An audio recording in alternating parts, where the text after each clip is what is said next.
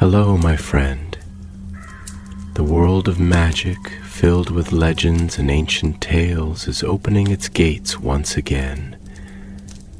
Tonight, in the Gryffindor dormitory by the crackling fireplace, I will share another story with my friends.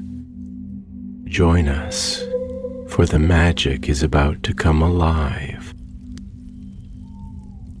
The rain had begun to fall, quiet and steady, wrapping the turrets of Hogwarts in a soft mist that blurred the stars and softened the edges of stone and shadow. It was the sort of night when the castle whispered more than usual, when portraits dozed in their frames and staircases groaned with old secrets. A hush lingered in the halls, like breath on a mirror, beneath the ancient ceiling of the library, beneath lamps that flickered as if uncertain of their own glow. Professor Hermione Granger sat alone, surrounded by the hush of parchment and the murmured memory of 1,000 years. Her fingers rested on a page she was not reading. The book before her lay open, but her eyes were far from its faded ink. The world outside the leaded windows was drowned in fog, and within she felt it too. A sort of fog inside her heart, woven of questions with no answers, echoes with no source. Years had passed since the end of the war, and Hogwarts had since returned to its rhythms, quieter perhaps, but not unchanged. Hermione had come back not to teach, but to seek something she hadn't known she'd lost until she felt its absence. Peace, perhaps. Or maybe it was a certain kind of understanding, the sort that only places like Hogwarts, with its deep wells of memory, could offer. She leaned back in her chair, letting her eyes drift across the room. 1,000 shelves towered above her, packed with ancient wisdom, books too old for language, volumes that whispered when no one was near. She had explored them all, or nearly, and still she felt that something remained hidden, just beyond reach. Something was missing from the story the world had told her.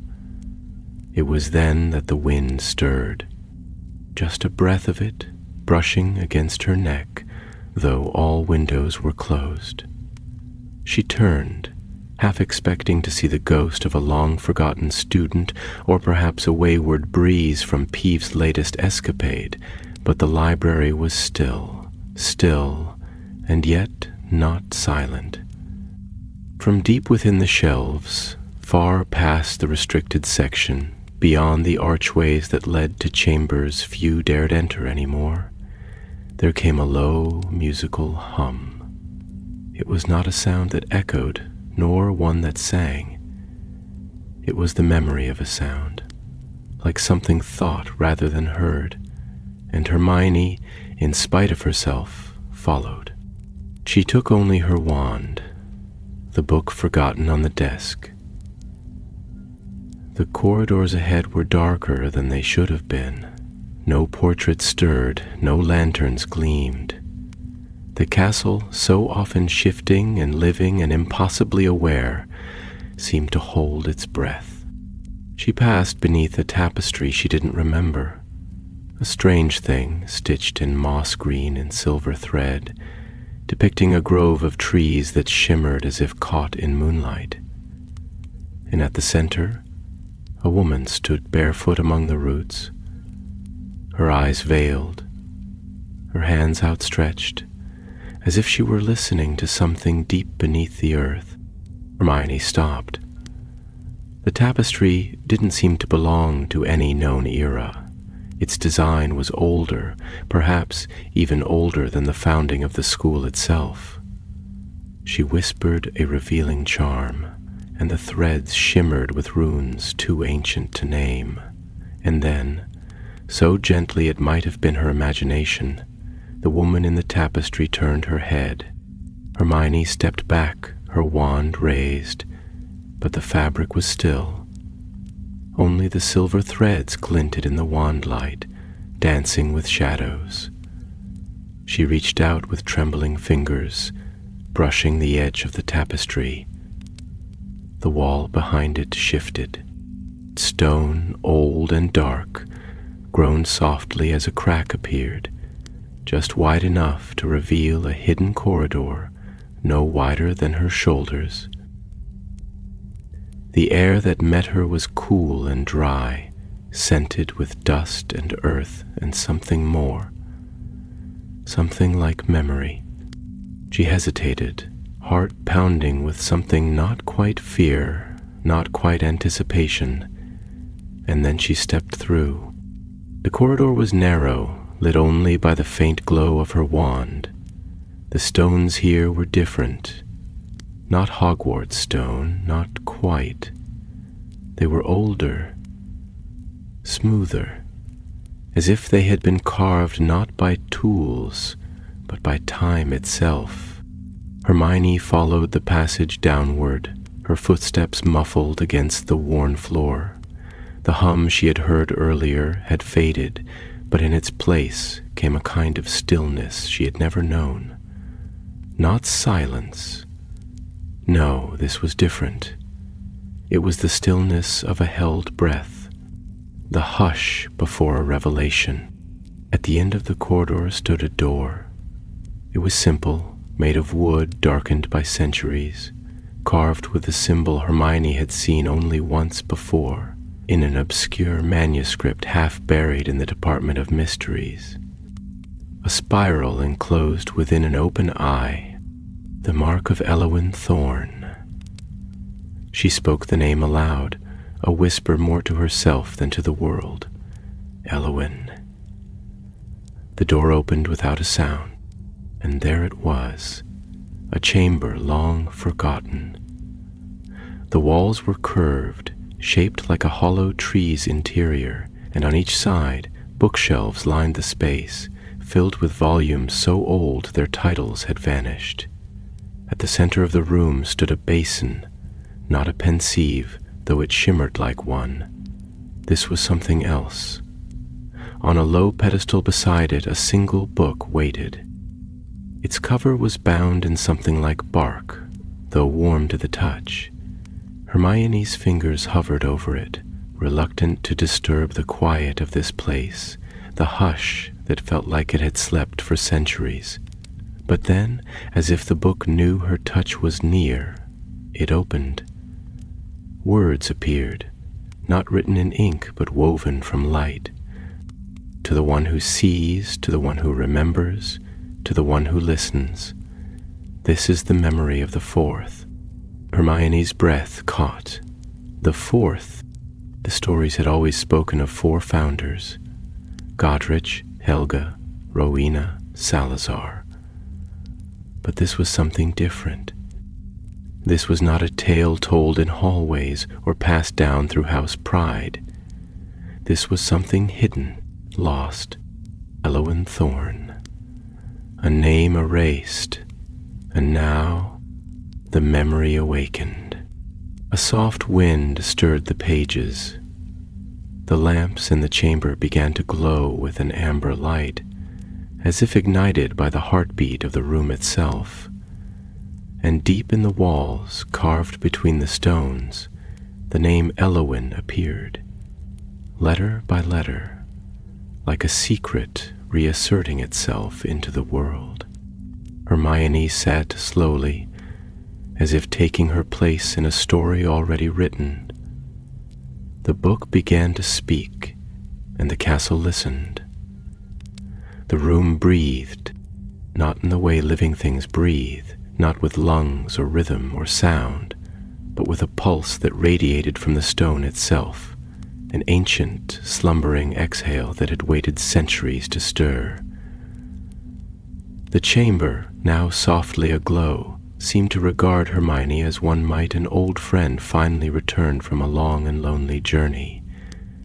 She sat still, her hand resting lightly upon the edge of the opened book, her eyes drawn into its living script. The pages shimmered as they turned not by her fingers but by the will of the book itself, as though it were choosing what to reveal and when. In the flickering amber light, Words floated into view, woven in threads of soft silver, forming not mere text, but memories, etched not only for reading, but for feeling. She was the last to speak, and so she was the first to be forgotten. The phrase shimmered before her eyes, heavy with the weight of forgotten truth. Hermione leaned closer, not daring to blink lest the words dissolve like mist. The name Elowyn Thorne surfaced again, stronger now, tethered to a history that had slipped between the cracks of time and memory. She had been a founder not merely of stone and structure, but of spirit, a weaver of remembrance, a keeper of the deeper currents of magic. But her magic had been different. It did not bend wands or split skies. It listened. It whispered. It dreamed. Hermione felt her breath slow as the story began to unfurl, not as a linear telling, but like a tapestry of scent and sound and dream, stitched with care into the seams of the castle itself. Elowyn had come from the forests of the north, where trees grew twisted and ancient, their roots deeper than memory, and their branches filled with starlight. She had been a seer not only of future threads, but of the past, a practitioner of a branch of magic that saw memory not as something to be read in books, but to be entered, to be touched, to be lived. Her gift had frightened the others, not because it was dark, but because it was unfamiliar, because it blurred the lines between thought and truth, between now and then. While Godric forged warriors and Helga sowed healing and kindness, while Rowena crafted intellect and Salazar carved ambition into stone, Elowyn walked the corridors between what had been and what still echoed. She warned of things the others could not see, splinterings not of the school's walls, but of its soul. She spoke of magic as a living thing, one that would one day forget itself if not held in reverence, not bound to the anchor of memory. And so they sealed her words, quietly, not with malice but with fear. For even among the greatest of minds, fear of the unknown has always been louder than trust in the unfamiliar. Hermione's throat tightened. She could feel it. This story was not just a hidden record, it was a wound in the foundation of Hogwarts, one that had never healed. The pages continued to shift, revealing drawings now, charcoal sketches of the forest where Elowyn had once lived, of her wand, carved from the heartwood of an ash tree wrapped in moonvine, its core bound not to a creature but to a memory, a wisp of ancestral vision passed down through her line. Then a chamber, a different chamber, not the one Hermione now sat in, but one that must have once been close to it, a sanctum of thought and feeling, with walls lined not by shelves of books, but by threads of silver mist suspended in starlit glass. Each thread was a memory, a living recollection, preserved not by pens or charms, but by the power of the mind and soul. Students had once been brought here, it seemed, to remember what their ancestors had forgotten, to see the world not through history, but through living truth. The enchantment had a name, but it was written in runes too ancient for translation. Yet Hermione understood it all the same. Memory as mirror, memory as magic. She looked up from the book. The basin before her now shimmered more brightly, a pool of softly swirling silver, its light moving like breath beneath the surface. And then a whisper, this time not from the pages but from the room itself, from the air behind her ear. You must see what she saw. Hermione turned, but no one stood there. Yet the words rang in her chest, undeniable, intimate. With trembling fingers, she reached into her pocket and drew her wand. The tip hovered above the basin. She did not speak a spell. She did not need to. The basin responded to her presence, blooming like moonlight on still water, and the silver surface stretched upward, curling like smoke. A thread emerged, a ribbon of memory, delicate and glowing.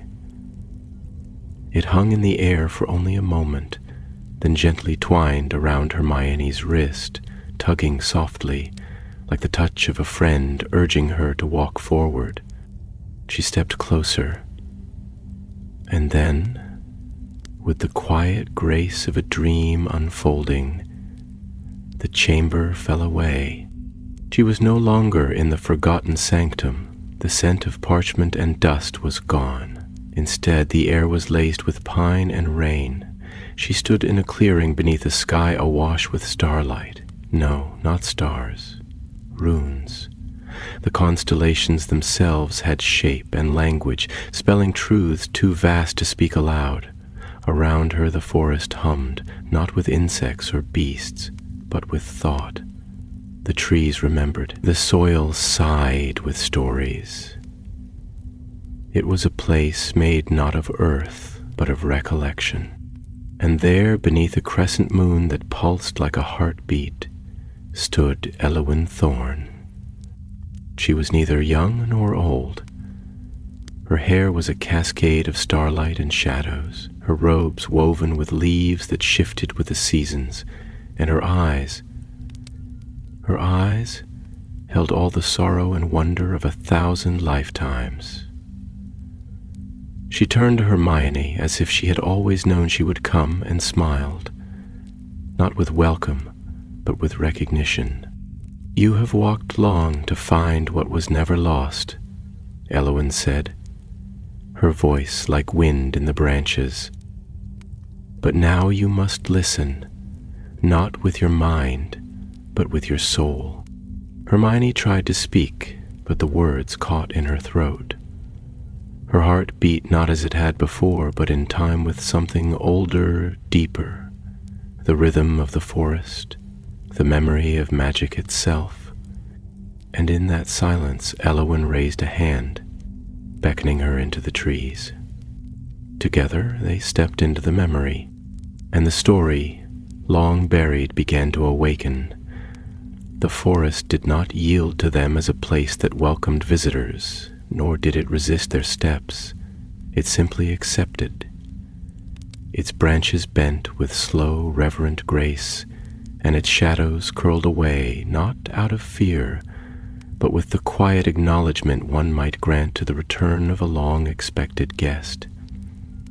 With each step deeper into the dream memory, Hermione felt the layers of the world peel back, not only of place, but of time. She no longer walked as a professor, nor as a war-scarred witch seeking answers from forgotten corners.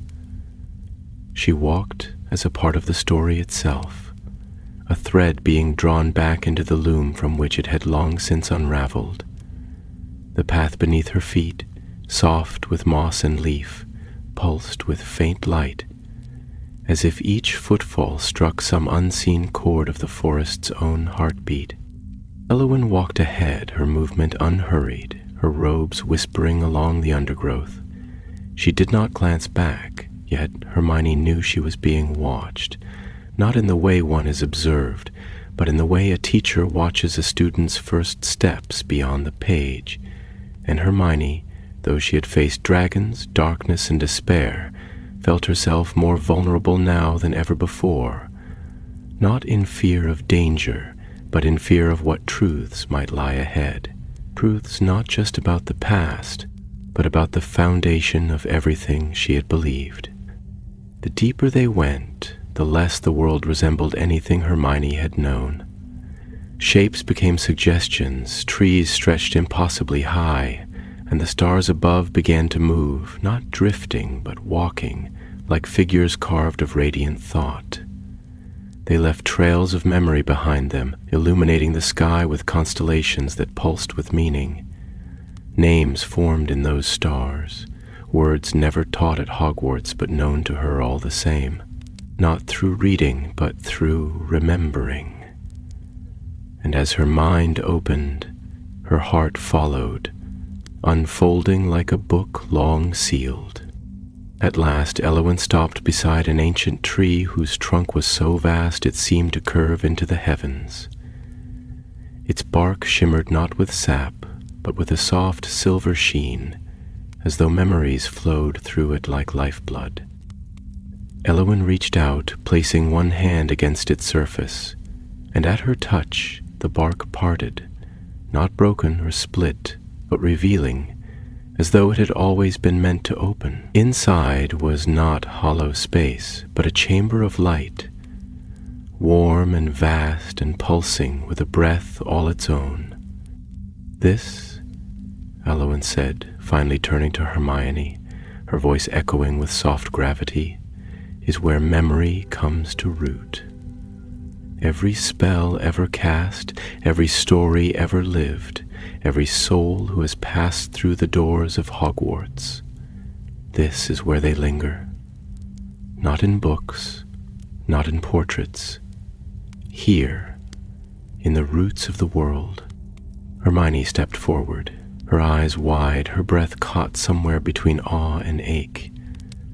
The chamber within the tree shimmered with floating wisps of light, each one pulsing gently, some bright and gold, others pale and faint as fading mist. She realized with a sharp pang that these were memories, living memories, not tethered to individuals or tied to pensive vials, but breathing freely, flowing through the space like stars set adrift in water. "Lowen," Hermione whispered, the name tasting familiar and strange all at once. "Why did they forget you? Why did they bury this?" And Lowen's gaze did not harden, but it deepened, like a lake where storms had once passed. "Because remembrance is not always a comfort," she said, "and truth. Truth is heavier than stone. They feared what I saw, not because it was false, but because it was too true. I saw the fractures before they formed. I warned of ambition without compassion, of knowledge without humility, of loyalty without understanding. I saw what Hogwarts might become, not just a school, but a battleground for belief. They did not cast me out. No, they softened my legacy, faded my words into legend, until I was little more than a whisper." Hermione's chest ached with the weight of it. It was the kind of sorrow that could only come from love. Eowyn had not abandoned Hogwarts. She had watched it be reshaped, knowing that the soul of what they had built together was being rewritten. "Why now?" Hermione asked. "Why reveal this to me?" Eowyn stepped closer. The light from the tree chamber bathed her face in silver. "Because the world turns once more to forgetfulness. You've won a war, but at the cost of countless truths. Your generation carries the weight of memory, but the next will only carry the story. And stories, when stripped of their roots, can be shaped into anything, even lies. You must remember, Hermione. You must teach them to remember." The words fell upon Hermione like rain after drought, not harsh, not cold, but clarifying. She looked again at the memory wisps around her and saw for the first time glimpses of familiar shapes. Harry's laughter, Ron's tears, Ginny's fire.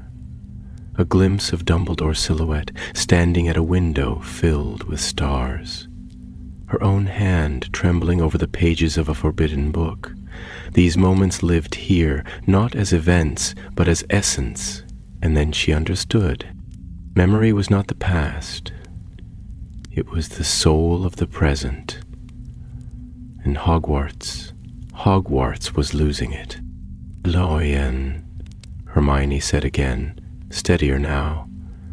Show me what they chose not to see." The seer's eyes shone with something between pride and sorrow. She nodded once, then stepped into the tree's heart. Hermione followed, and the chamber closed around them, not as a prison, but as a sanctuary. The light deepened, the wisps thickened, and the past, no longer silent, began to speak. The light enveloped her not as a blinding force, but as a slow, unfolding warmth that curled around her skin like the embrace of forgotten dreams. Hermione did not fall, nor did she fly. Instead, she drifted as if held in the gentle tide of a memory too old to bear weight, too sacred to rush. The walls of the chamber melted into a shifting veil of color and thought, and she was carried through it like a word whispered between worlds.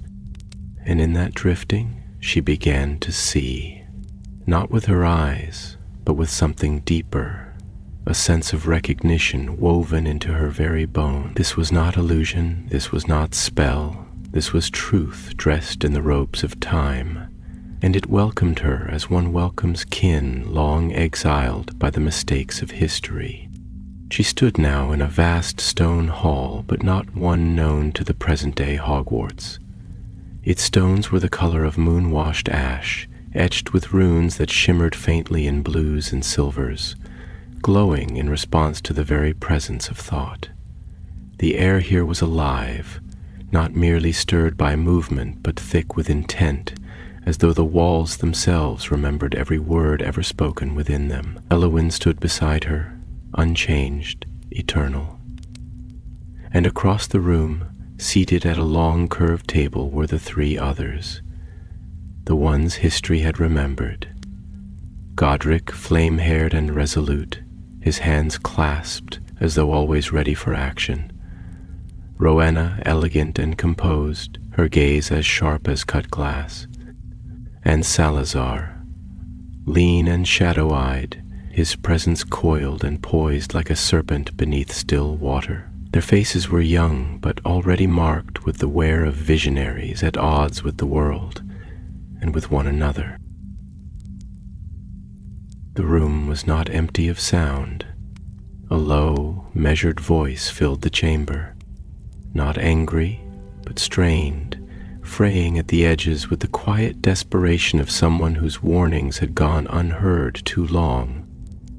Hermione realized it was Elowyn's voice, younger but unmistakable in its depth, its rhythm, its sorrow. "You do not see what you are building," she was saying, her hands open before her as if offering not argument but plea. "You see houses, I see walls, you see legacy, I see lineage dividing like rivers that forget they were once the same ocean. If we teach them to sort themselves before they understand each other, how will they ever learn what unites them?" Rowena's reply came cool and polished, every word a piece of sculpted marble. They must learn to shape their minds with precision. Identity sharpens the intellect. It allows a student to find the strength of their own current.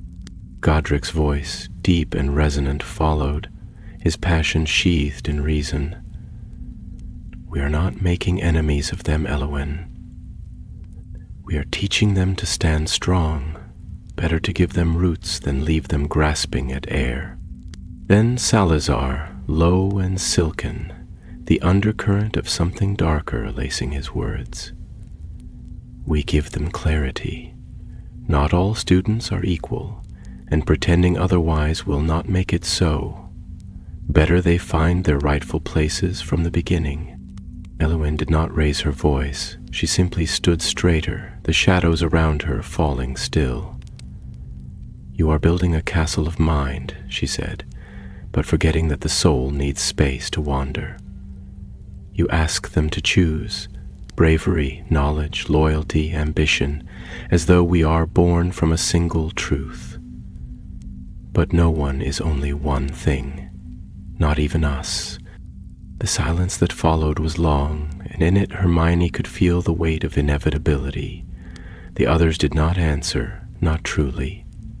Their glances met, their shoulders shifted, but the lines had already begun to form, lines that would be carved into banners in common rooms, into house rivalries and whispered judgments passed in corridors centuries later. And Eowyn, for all her clarity, could not halt the turning of that wheel. The vision shifted, stone melted into sky, and Hermione now stood on the cliffs beyond the castle, where the high winds of Scotland tore across the moorland, and the sea below crashed against jagged rock with the fury of an old god forgotten. Eowyn stood alone on the edge, her cloak drawn tight, her hair whipped about her face like strands of storm cloud. But she was not weeping. Her eyes were shut, and her lips moved with the slow cadence of a spell not meant to alter but to preserve. Around her the wind stilled. The air held its breath, and then, from her wand, came not fire or light or force, but thread. Threads of silver light extended from her wand, anchoring themselves into the land, into the roots of trees, the corners of stone, the echoes of halls yet unborn. And with them came whispers, recordings not of sound, but of soul. The memory of love between friends who had not yet met, the laughter of students yet to be born, the fear of war yet to be fought. She wove it all, not to stop what was to come, but to remember it, to ensure that the future could never forget what it had cost to be what it became. When the spell ended, she turned, not to Hermione, but to someone standing just beyond view. A younger version of Minerva McGonagall stepped forward from the haze of time, her expression fierce, skeptical, and deeply, deeply tired. "You've hidden it well," young Minerva said, crossing her arms. "They'll never find it." "They mustn't," Eowyn replied. "Not until the castle forgets itself. Not until someone listens not to the portraits or the books, but to the stones." Minerva nodded reluctantly, and Hermione watched as the scene melted into mist. The stone walls of the memory faded, and once more she stood within the tree heart, the soft light of the memory threads swaying gently in the dark. Beside her, Eowyn's voice returned, gentle but steady. "The school will forget again. It always does. But there is a moment, once in a century perhaps, when someone comes not to learn what is taught, but to uncover what is lost. You, Hermione Granger, are that moment. You must bring remembrance to the forgetting, not just the story of the war, but the deeper story of why the war could happen, of how memory, when hidden too long, becomes shadow." Hermione's eyes filled, though she did not cry. The knowledge inside her had shifted, settled. She felt the truth of it stretch out within her, like the roots of a great tree, anchoring her soul to something older than time.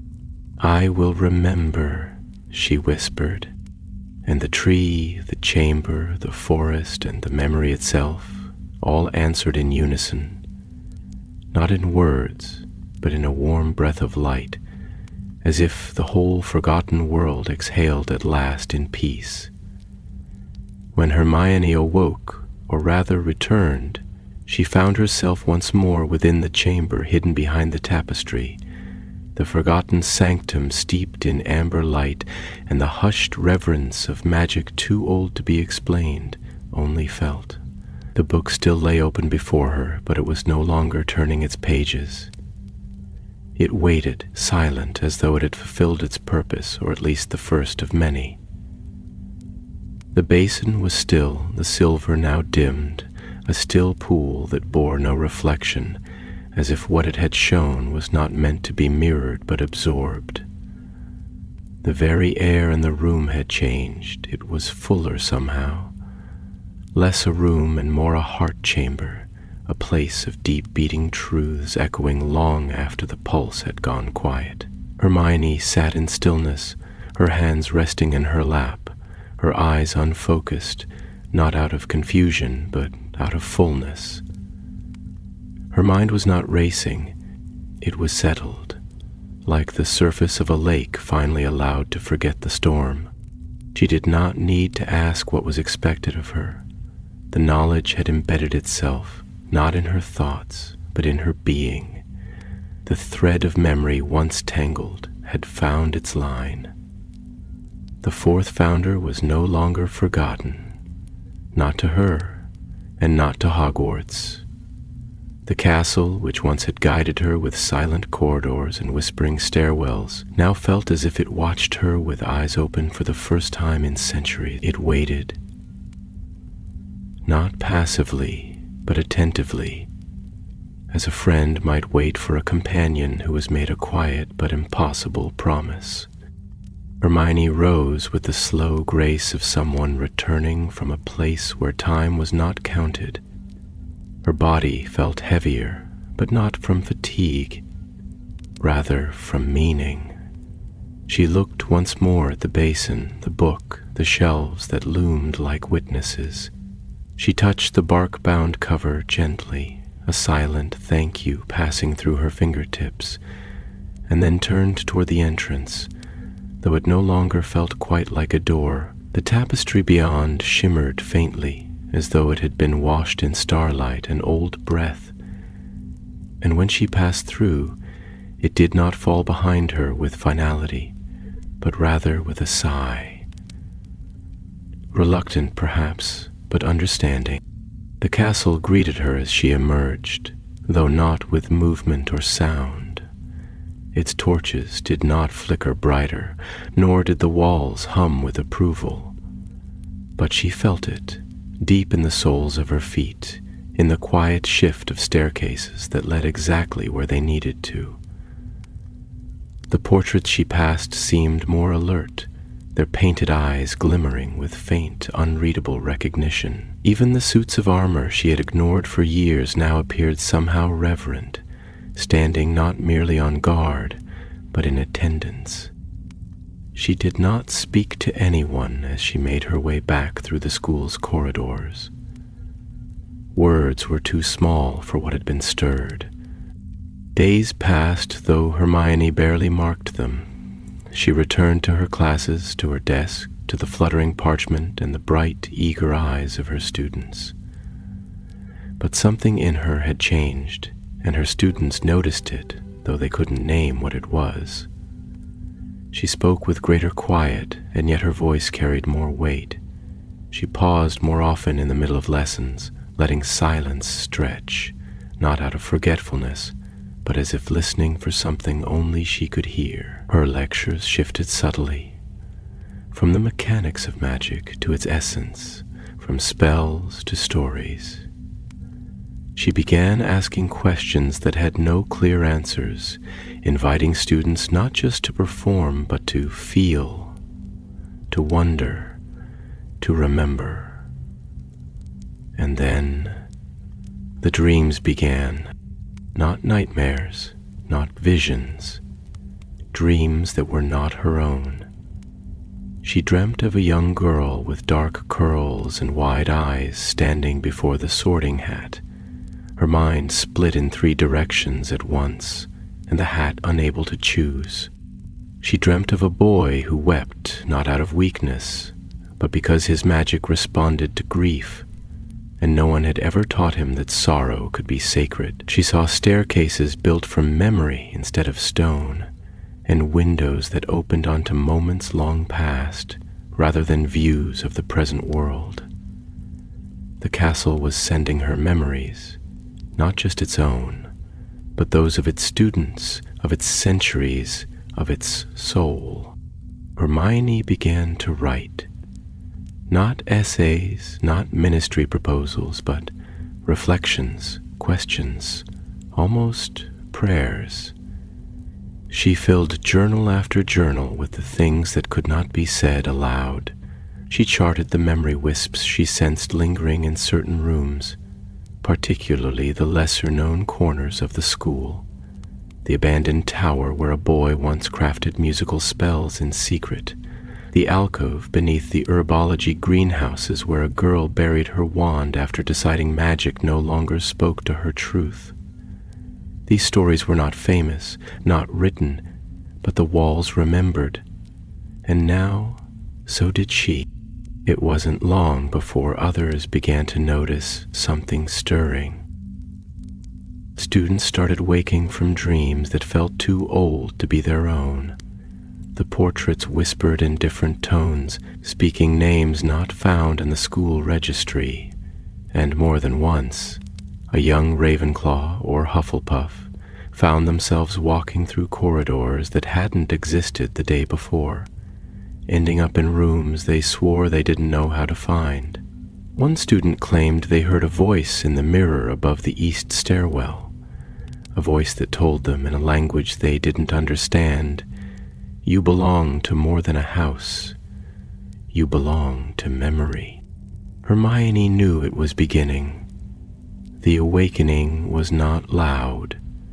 It would not appear in prophet headlines or textbooks. It would pass from hand to hand, from heart to heart, like a fire cupped in fragile palms. But it was there, and it was real. And so she returned each week to the chamber hidden behind the tapestry, not to disturb it, but to listen. Sometimes she would sit in silence for hours. Other times the book would open again, showing her names and stories, fragments of lives lived beneath the surface of history. Each memory it revealed was a thread she carried back into the world, not to unravel the school's legacy, but to complete it. One evening, just as twilight soaked the sky in lavender and gold, she stood before the great window of her study, watching the lake breathe beneath the settling stars. The castle behind her was quiet, yet alive. In her chest she felt the pulse of something deeper, older than war, older than fear. It was Elowin's voice, echoing not in sound, but in certainty. You must bring remembrance to the forgetting. Hermione closed her eyes, and somewhere beneath the foundations of the school, in roots that had slept for ages, the memory of the fourth founder stirred again, no longer lost. The wind that rustled through the high towers of Hogwarts that evening carried with it the scent of damp stone, aged wood, and something less tangible, like ink spilled on ancient parchment, or the faint trace of a spell that had never quite faded. Hermione stood in the library's oldest wing, long past curfew, the amber glow of a single enchanted lamp casting her shadow across floorboards worn smooth by 1,000 years of footfalls. Around her loomed the tall, slumbering sentinels of forgotten shelves, stacked with books whose spines cracked like old bones when opened, whose pages sometimes whispered to each other when left unattended. But it was not the books she sought tonight. It was the silence between them, that breathless hush where memory might stir. She had returned to the tapestry many times now, but this evening was different. The castle had been restless all day. Doors shifted even when unprovoked. Windows that had long remained closed now let in gusts of air scented with pine and loam, as though the forbidden forest had leaned a little closer. Students reported odd dreams again. One described walking through a hall made entirely of mirrors, each showing not his reflection, but versions of himself he might have been. Another, a Slytherin girl with a sharp mind and quiet hands, claimed she saw Elowin Thorne in the flames of the common room fire, standing beneath a sky filled with floating script. She said nothing, the girl whispered, but I felt her expecting something of me. Hermione listened to all of it, recorded it, pondered it, not with the detached curiosity of an academic, but with the reverence of a guardian learning the language of an ancient creature slowly awakening from a long sleep. And on this night, with the wind pressing gently at the windows and the castle holding its breath, she felt a new thread tugging at her. It was not urgent, not a demand, but a quiet call, soft as the rustling of leaves before a storm. She followed it, down staircases that had shifted paths just for her, through a hallway where the torches dimmed as she passed, as if shielding her journey from unwanted attention, past a wall that now bore, ever so faintly, a symbol she recognized from Elowen's tree, a spiral nested within an open eye, traced in glimmers too subtle for the inattentive to see. And beyond it, a new passage, one the tapestry had not revealed, but which now opened for her like a memory being gently This corridor was colder than the others, not with chill, but with stillness, like breath that had not been drawn in centuries. Its walls were not of the familiar Hogwarts stone, but of something darker, smoother, veined with faintly glowing filigree that pulsed like veins under skin. The air tasted different here, older, filled not with dust, but with expectation. And at its end stood a door, not wooden, not carved, but formed entirely of glass. The door held no keyhole, no handle, but at its center was a single palm print, etched in frost, as though a hand had once pressed there and left behind its echo. Hermione raised her own hand, breath-catching, and pressed her palm to the glass. The moment their surfaces met, the frost bloomed outward in a burst of light, fractals dancing across the door's surface like silent fireworks. The glass shimmered, pulsed, and then dissolved into mist. Beyond it was not a chamber, but a grove. It should not have been possible, this forest beneath the castle, this starlit woodland where moonlight filtered through unseen trees and the air carried the music of wind chimes made from memory. But Hermione stepped forward without question. The rules had changed, or perhaps the deeper truth was simply being revealed. The grove was circular, its center marked by a low pool ringed with stones, each one etched with a single name. Not names of power or fame, no Dumbledores, no Peverells. These were quieter names. A girl named Elspeth, who had once charmed sunlight into a dying tree. A boy named Naylan, who had taught a basilisk to sleep with a lullaby in Parseltongue. Names that had never graced the rolls of history, but which had lived deeply within the castle's breath. And in the pool's surface, Hermione saw not her reflection, but the story of those names. Flashes of faces, acts of quiet courage, moments of heartbreak and healing. These were the forgotten children of Hogwarts. Not in life, perhaps, but in legacy. And as she stood among them, Hermione understood. Elowen had not only hidden her chamber and her truths, she had hidden these too, the stories too soft to survive the harsh light of pride and rivalry. She had buried them in the earth like seeds, hoping one day someone would come and water them with memory. Kneeling by the pool, Hermione reached out to touch one of the stones, and the grove responded. A soft breeze lifted through the trees, light spilled gently from above, and a voice, low and familiar, curled like smoke through the clearing. You found them. It was not Elowen, not entirely. The voice was older, more scattered, as if it had been drawn from many voices at once, from the children remembered here, from the walls, from the castle's dreaming self. Hermione did not reply with words. She simply nodded. The voice continued, softer now. Then you know what must come next. You must tell their stories, not with fanfare, not with ceremony, but with honesty, with breath, with time. Teach them not just the spells, but the why. Let them remember not just how to cast, but how to care. Tears slipped from her eyes, quiet and easy, not of sorrow, not of joy, but of something deeper. Release, recognition, responsibility. I will, she whispered. I promise.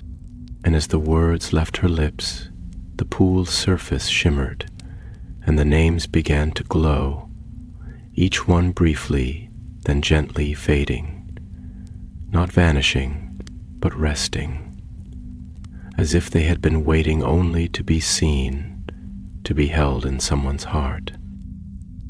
Hermione rose, and behind her, though the trees made no sound, the wind carried the scent of ashwood and silver blossoms, the scent of Elowen's memory, drifting like a benediction through the night.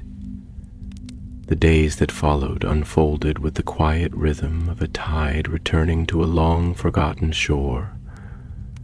Nothing seemed to change, and yet everything did.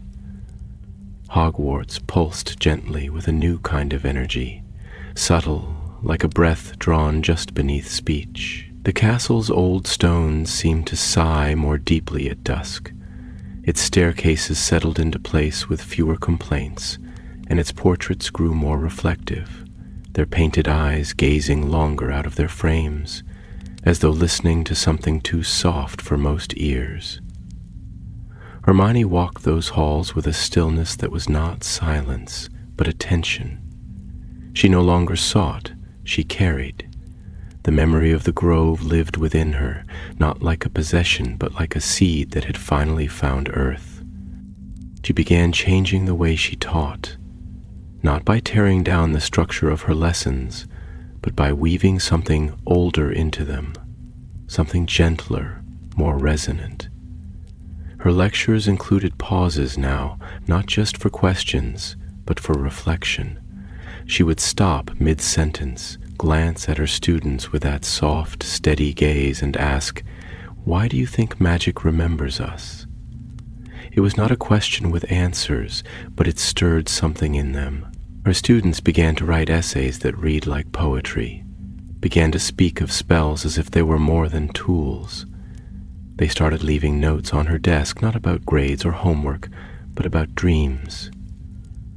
One girl said she heard the voices of the forest at night. A boy swore he met a version of himself in a mirror who told him he was not yet finished becoming. Hermione read each one, responded to every message, not as a teacher, but as a keeper of something sacred. The staff noticed, of course. Professor McGonagall, ever perceptive, summoned her to her office one misty evening, the fire crackling gently as she poured tea into delicate china. An act that, despite its precision, betrayed her curiosity. She regarded Hermione over the rim of her teacup, her eyes not stern but searching, as though recognizing the glow of someone who had stepped too close to something vast and not come away unchanged. "You've found something," Minerva said, not quite a question. "Or perhaps remembered something." Hermione did not lie. She could not. "Yes," she replied, her voice soft and low. "Something lost, but not gone." McGonagall nodded slowly, her expression unreadable, then placed her cup down with a delicate clink. "Hogwarts has always had its hidden bones," she said. "It shifts when it senses what we need, what we're ready for. Gives when we learn how to listen."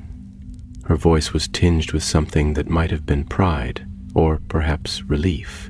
"You are listening well, Hermione. Just be sure to speak when the time comes." "I will," Hermione promised. That night she returned once more to the grove, the secret path opening to her as naturally as breath. The forest welcomed her, the pool of names shimmering softly beneath a sky that held no ceiling. She did not kneel this time, nor did she weep. She simply stood and listened. The whispers were clearer now, less scattered, more coherent. The memories that had once floated aimlessly now moved with intention. One came close to her, brushing against her like wind against skin. It unfolded itself not in sound or image, but in feeling, a sharp pang of loneliness softened by the gentlest laugh. Hermione inhaled and felt the presence of a child who had never fit into any house but had loved the castle like it was family. Another memory approached, delicate and wistful. A young Slytherin who had buried her wand beneath a willow tree because she feared her magic would hurt those she loved. There was no bitterness in the memory, only quiet strength. They did not want to be pitied. They wanted to be known. And so she began to write. Not in books, not for the ministry, but on parchment that smelled of wood smoke and old ink. She wrote their stories, one by one, not as history, but as memory. She told them plainly, with care, without judgment. She placed them in a box carved with the same spiral eye symbol and left it in the library, on a shelf no one ever used. She didn't advertise it, but students began to find it, one by one, and when they did, they added their own pages. Fragments of dreams, letters never sent, thoughts too quiet to speak aloud. It became known not by name, but by feeling. The students called it the box that listens, and it did. In time, strange things began to happen. The Sorting Hat, ancient grumbling wise, began to hesitate more often at the start of year ceremonies. It no longer shouted names as quickly. It sometimes sighed, sometimes whispered. Once, it placed a student in all 4 houses at once, claiming some are too broad for banners. No one protested. The staff simply adjusted. That year a new tower was opened, quiet, circular, filled with books that wrote themselves as dreams were remembered. No house claimed it, yet everyone belonged there. Even the ghosts began to change. The gray lady lingered longer in sunlit windows, humming tunes no one remembered teaching her. The fat friar spent more time in silence, walking the halls as though reacquainting himself with them. Peeves, well, even Peeves paused now and then, caught in doorways, as if watching something that no longer made him laugh but left him curious. The castle itself was evolving, not becoming new, but returning to something it had once been before forgetting set in. And through it all, Elowyn remained silent. Her presence was still felt, in petals found on windowsills, in phrases whispered by leaves that found their way into classrooms, in sudden moments of deep, inexplicable peace. But she did not speak again. Not with voice, not with dream. Hermione understood. Elowyn's story was no longer hers to tell. It belonged now to the school, to the stones, to the children who woke in the night with the weight of unspoken thoughts and the thrill of unnamed truths. One evening, as twilight wrapped the grounds in gold and lilac, Hermione stood before the lake. Its surface reflected the sky so perfectly it seemed the earth had turned to mirror. She thought of all that had come before, of war and love, of silence and speech, of memory and forgetting. She did not feel triumphant. She did not feel wise, but she felt whole.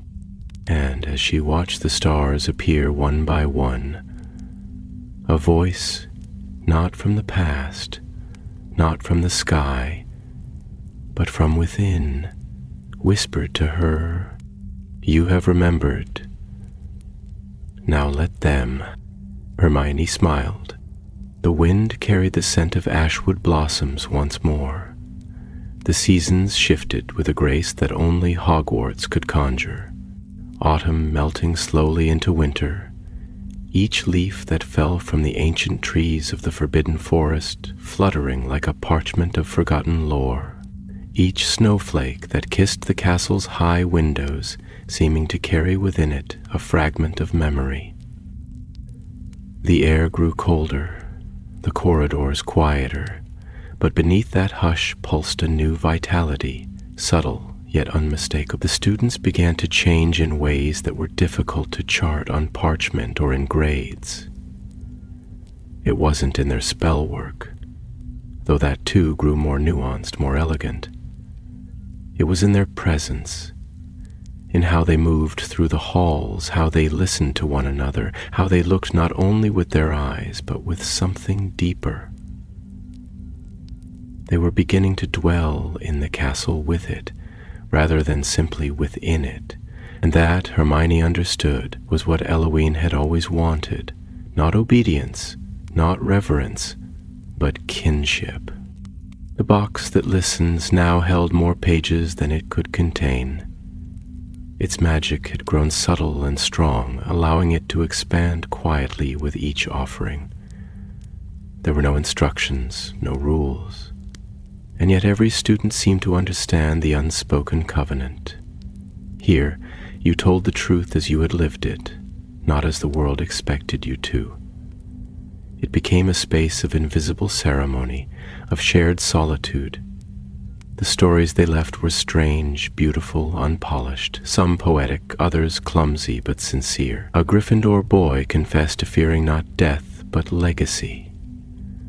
A Hufflepuff girl described the sound of the library at midnight as the thing that made her believe in peace.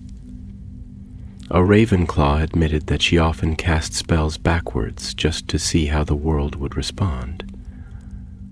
A Slytherin wrote of a secret corridor he once found that showed him memories that weren't his, and how he missed them like old friends. And all the while the castle listened. Hermione could feel it more clearly now, as if the school's magic had shed a layer of dust and stretched itself awake. The staircases no longer shifted aimlessly, they moved with intention. The enchanted ceilings responded not only to the weather, but to emotion. On days of collective sorrow, a thin veil of stars would shimmer faintly, even in the daylight. The very walls hummed, just below hearing. Not like stone settling, but like music long paused resuming its melody. Even the great hourglasses that counted house points seemed quieter in spirit, less competitive, more symbolic.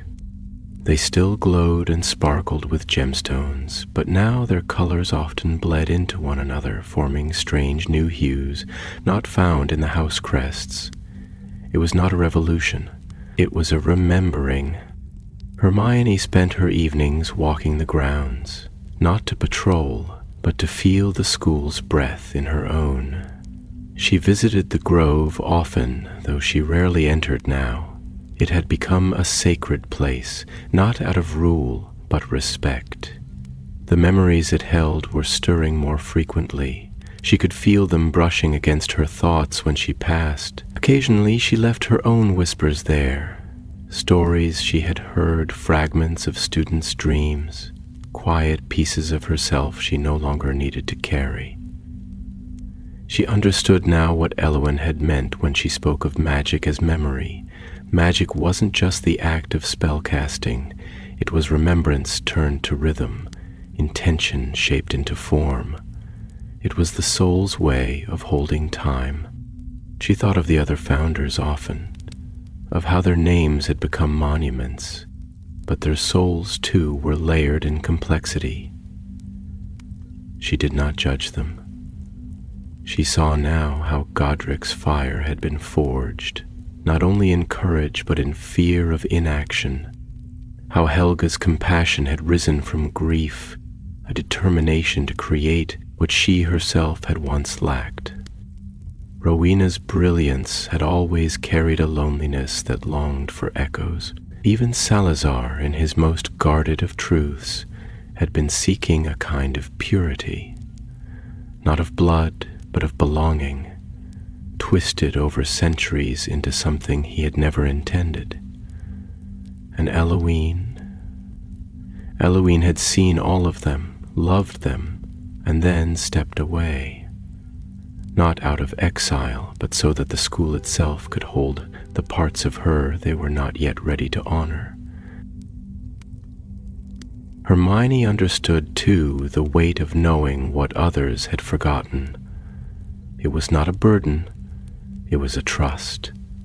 She bore it not alone, but as part of a lineage deeper than bloodlines or banners. It was a lineage of carriers, of those who remembered the soft magic, the unseen songs, the stories not written but lived.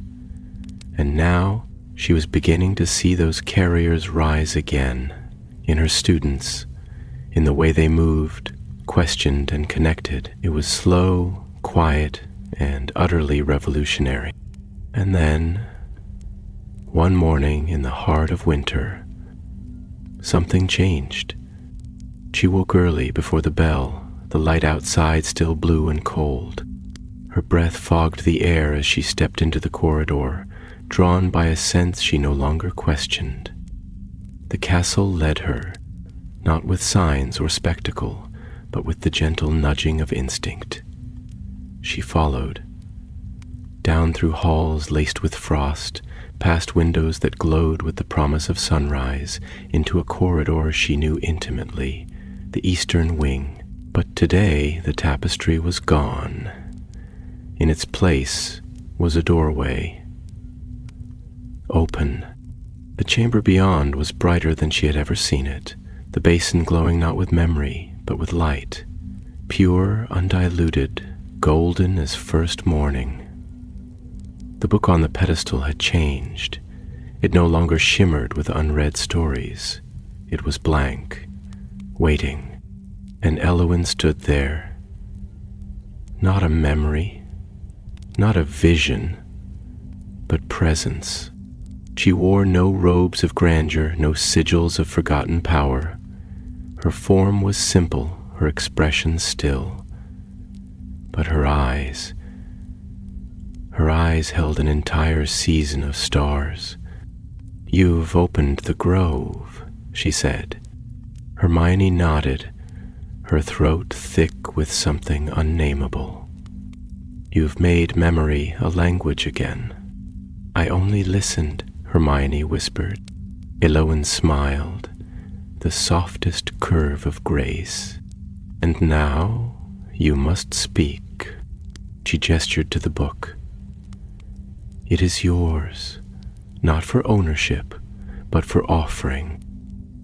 You've written in your students, now write in yourself. Leave not a record, but a resonance, a seed." Hermione stepped forward, hands trembling. She placed her fingers on the parchment. The ink came not from a quill, but from her breath, her truth, her time. And as she wrote, one line then another, the chamber filled with wind, scent, color, sound. The basin shimmered, the walls glowed, and from the ceiling above, soft threads of starlight began to descend. The castle was watching. The castle was remembering.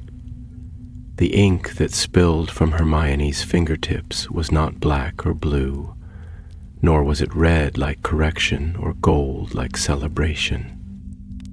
It was light, soft and silvery, like the last glimmer of a dream just before waking. As it touched the page, it didn't stain so much as settle, as if the words had always been meant to belong there and were simply waiting for someone to bring them home. She wrote not in sentences, but in moments. The hush of the library at midnight, the way the stones hummed under her shoes in certain forgotten corridors, the quiet breath of the wind through the north tower when no one else was near. She wrote of silence that carried voices, and voices that longed for silence. She wrote of Elowen, not as a mystery, not as a legend, but as a woman who had seen too much of the world to speak in absolutes, who had chosen memory not for power, but for preservation. As the words flowed from her, so too did something deeper, something she had not realized she'd held in reserve for years. Grief, quiet and weathered, not sharp like it had been in war, but slow and aching, like a long-forgotten ache in the bones. Love for her friends, for the castle, for the students who entrusted her with their unfinished truths, and hope, raw, vulnerable, fierce in its clarity. Not hope for a perfect future, but for a true one. She wrote until the pages no longer accepted her touch, not out of resistance, but completion. The book closed itself gently, the parchment glowing one final time before dimming into something quieter than magic, something older. When she stepped back, Elowen was gone, not vanished, returned to the stones, the wind, the roots, and yet Hermione felt her more keenly than ever before. It was as if her presence had been etched into the very grain of the air, her memory no longer needing a voice to speak or a face to bear witness. She had become part of the castle's breath again, a piece of its truth finally made whole.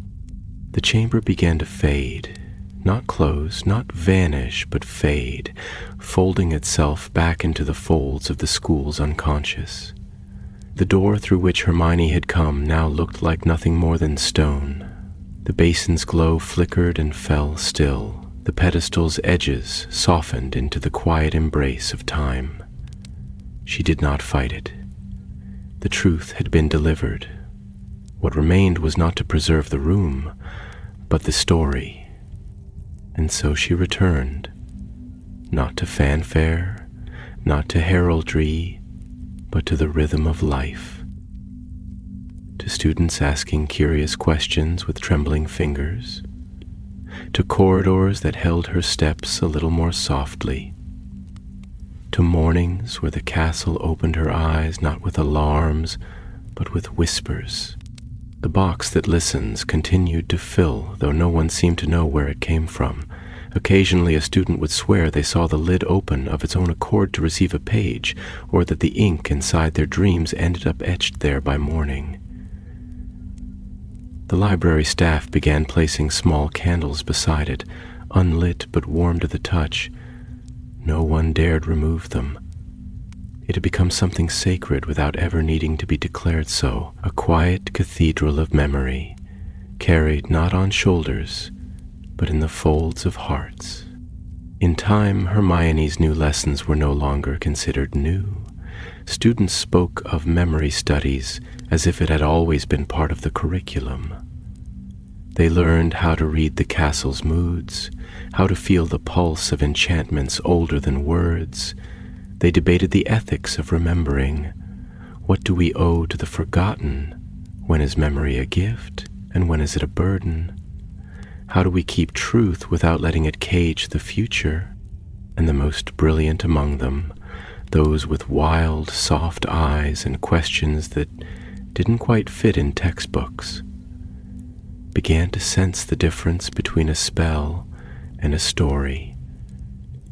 They began to weave their own truths into the castle's breath. One day, a first-year girl, a shy Hufflepuff with a voice like rain on stone, stood before the great hall's enchanted ceiling and whispered, "I think it listens." Her classmates laughed gently, kindly, but none of them dismissed her, because secretly they had felt it too. The sense that Hogwarts was no longer just walls and turrets and wards. It was a living archive, not a repository of rules, but of remembrance. And the teachers changed as well. Professor Flitwick began to teach charms not just as tools, but as echoes.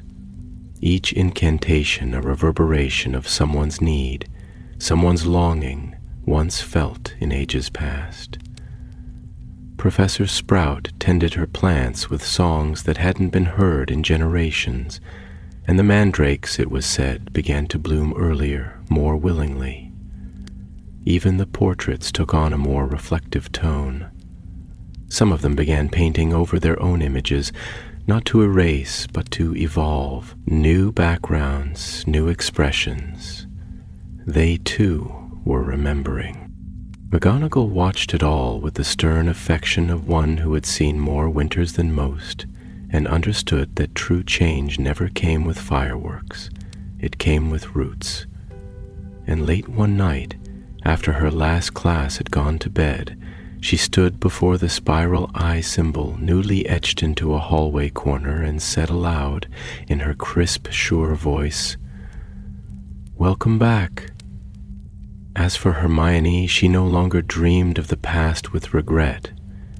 The dreams she now carried were forward-reaching, laced with the laughter of students yet to be born, with the warmth of firelight flickering across parchment not yet written. She dreamed of a school where houses were homes, not definitions, where the founders were remembered not for their divisions, but for the way they tried, and sometimes failed, to shape the world. She dreamed of memory as song, woven not to bind, but to remind. And one morning, in the hush before sunrise, she returned once more to the spot where the tapestry had once hung. There was no door now, no secret entrance, just a wall that waited. She laid her palm flat against it and whispered, not a spell, but a story, just a short one, just enough to stir the stones. And as she turned away, the wind carried behind her the faintest echo of laughter, soft, clear, and old as time. It was Eowyn, and the castle was singing with her. Winter gave way to spring, not with abrupt fanfare, but with a quiet unfolding, as though the castle itself had paused to inhale before exhaling blossoms. The ivy along the stone walls returned with deeper green. The lake mirrored the sky with fewer ripples of storm, and the wind carried less of old sorrows and more of something softer. Renewal. And yet, amidst the cyclical rhythms of term papers, broom practices, and the echo of footsteps in dawn-lit corridors, something unmistakable had taken root. The magic of Hogwarts had always been vast, ancient, and self-aware, but now it was also awake. The changes, though quiet, were undeniable. Where once ghosts drifted aimlessly, some now paused beside students, offering guidance not as relics of the past, but as memory given voice. The stairs that once delighted in disorienting latecomers now aligned themselves in gentler moods, guiding rather than tricking, responding more keenly to those who walked with purpose in their hearts. And the Sorting Hat, that most ancient of arbiters, began telling stories before choosing houses, not to test, not to define, but to remind each child that they were never only one thing. Some years it whispered of Eowyn in riddles. Other years it spoke of those who had come and gone without ever being named in plaques or portraits, but whose laughter and longing still stirred the stones. In the heart of this transformation stood Hermione, not as the architect, not even as the keeper, but as the rememberer, the one who had listened when the castle cried in silence. She did not claim the changes, nor seek to own the story. Her work was not to shape, but to steward. She continued her classes, her walks through corridors both known and hidden, her quiet conversations with students who brought her not questions but fragments, pieces of thought too delicate to speak aloud in other rooms. She answered rarely with certainty. More often she asked them to sit, to breathe, to imagine their thoughts were seeds, and to plant them in ink or soil or silence. And they did. The room of requirement, long known for responding to need, began opening into stranger forms. One week, a student in search of comfort found themselves in a room lined with tree roots, pulsing with warmth, the floor littered with hand-scrawled letters from people they had never met but somehow understood. Another week, a pair of dueling students entered the room and emerged in tears, each holding a mirror in which their opponent's childhood flickered. Pain and wonder braided into vision. The room did not grant what was wanted. It revealed what was forgotten, and on the edge of the lake, beneath a willow tree that had always been overlooked, a new bench appeared. No spell announced its arrival. No plaque declared its purpose. Yet students began to gather there, alone or in twos, sitting in silence or reading aloud from folded parchment. The breeze that moved through the willow's leaves carried the faintest scent of ashwood and starlight, and though no one ever saw her, it was said that Elowen sometimes sat there too. Her presence felt like the brush of a familiar memory. Years passed, faces changed, time, as always, moved forward, but the soul of the school, its true inheritance, remained cradled in the quiet revolution Hermione had helped remember. Her students became teachers, some became healers. Others wandered far across the world, carrying with them the strange, sacred knowledge that memory was more than nostalgia, that it was a kind of spell all its own, a magic that required no wand, only presence, only care, only the courage to bear witness. And then, one spring, long after her hair had grayed and her name had become a chapter in textbooks, Hermione returned to the castle once more, not as professor, not as hero, but simply as herself. The halls opened to her not with ceremony but with warmth, like a house welcoming its dearest member home. She wandered slowly, touching the walls, whispering greetings to staircases, smiling at portraits who smiled back with unspoken gratitude. She paused before the box that listens. It had grown, now carved with generations of names and stories, its magic humming softly like a lullaby still being composed. She placed her hand upon it, feeling the weight of countless dreams, and then, for the final time, she walked to the eastern wing. There was no door. There was no tapestry, only stone. But when she placed her palm against it, the wall did not open. It remembered, and in that remembrance something greater than access was granted. Light poured from the edges of her hand, and she felt herself enveloped, not pulled, not summoned, but gathered, as if the castle had waited until now to draw her back into its deepest breath, not to end, but to continue. She did not vanish, she became part of it, part of the hush that falls before revelation, part of the warmth that stirs beneath the floor when children weep for reasons they cannot name, part of the silence that listens.